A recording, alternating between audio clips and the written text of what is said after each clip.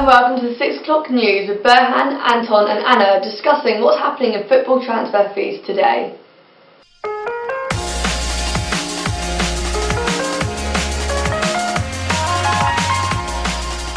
Today we have Anton in the studio discussing the labour market, supply and demand. Welcome, Anton. Hiya.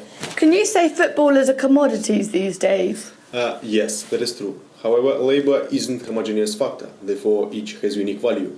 Referring to human capital theory behind demand, the more skilled player has better on-pitch performance, hence greater market value.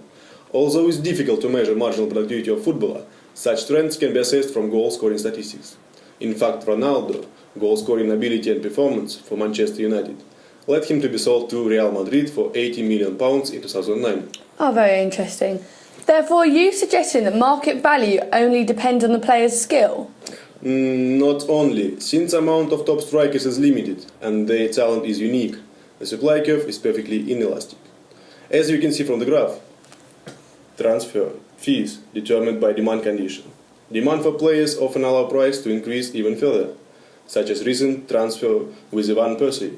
The initial bid for 15 million was rejected with 3 teams pushing him. Eventually, he was sold for 24 million due to increased bid from Manchester United to capture his striker. Furthermore, transfer is very competitive and clubs face international competition as well as domestic. Hence, promote an auctional principle. The highest bidder gets a player. Finally, the transfer fee have been driven enormously, since the rich club owners can overpay the market price. Oh, very interesting. Up next, we have Berhan discussing the revenue broadcasting issues, again relating to transfer fees.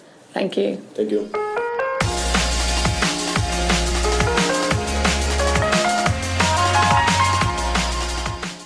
Up next, we have Berhan at the Emirates Stadium discussing how broadcasting revenue affects transfer fees. Hello? Berhan, can you hear me? Hello? Hi, I think I'm having some technical issues here. Hello? So what's driving bloated transfer fees today? Through the constant technological innovation, such as high definition and the willingness to outbid all outcomers for the rights to screen Premier League football in the UK and internationally, Sky has turned football into a goldmine. Would you agree? Yes, you're completely right, Anna. However, in the 2013-16 season, BT have also made a big bid and have won some contracts in the Premier League. Sky will actually pay £760 million now to show 116 Premier League games a year. It was previously £540 million. In other words, they pay £6.6 million a game, up by 40%. BT, the newcomers, will be paying £246 million a season, equivalent to £6.5 million a game. As a result, Sky and BT contribute £415 million a year to the top flight, with the Premier League receiving over £3 billion over 3 years. With the ever-increasing effects of media and broadcasting revenue, it allows clubs to receive more, and therefore having more available funds to spend on transfers. How's that money split up, Berhan? Yeah, the domestic cash is split 3 ways. 50% equal share, 25% dependent on how many times a club was shown on TV, and 25% dependent on where a club finished in the season.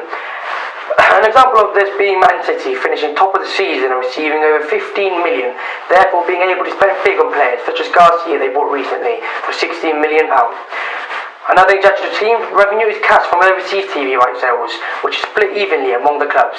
That was worth over 18 million per club in 2011-12 season, therefore providing more money to clubs spend on bigger transfers. Very interesting. Does winning cups and being shown playing in big competitions play a part in how much a club receives? Yeah. Deloitte mentioned that a huge bulk of broadcasting revenue is achieved by UEFA Champions League. A prime example is actually Barcelona and Arsenal. Last year, Barcelona won the Champions League and received €51 million as a result. Arsenal broadcast revenue only increased slightly by less than 1 million in the 2010-11 season because Arsenal's UEFA distribution reduced from a result of only reaching the last 16 of the competition, therefore led to 2 different effects. Barcelona received more money, therefore allowing more money to spend on transfers, and Arsenal receiving less, and consequently less money for transfers. Thank you very much, Berhan. Thanks for your time.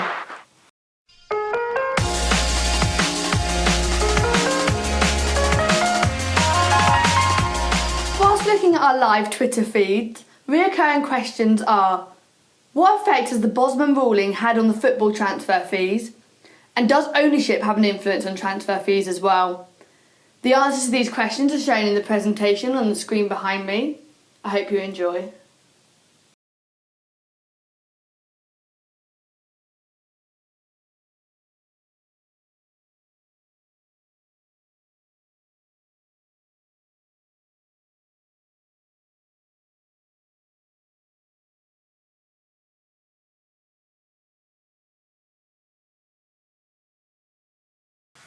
Thank you for listening to the 6 o'clock news for the business and sport of entertainment. Today I had Anton, Burhan, myself, Anna discussing the football transfer fees today. I hope you enjoyed it.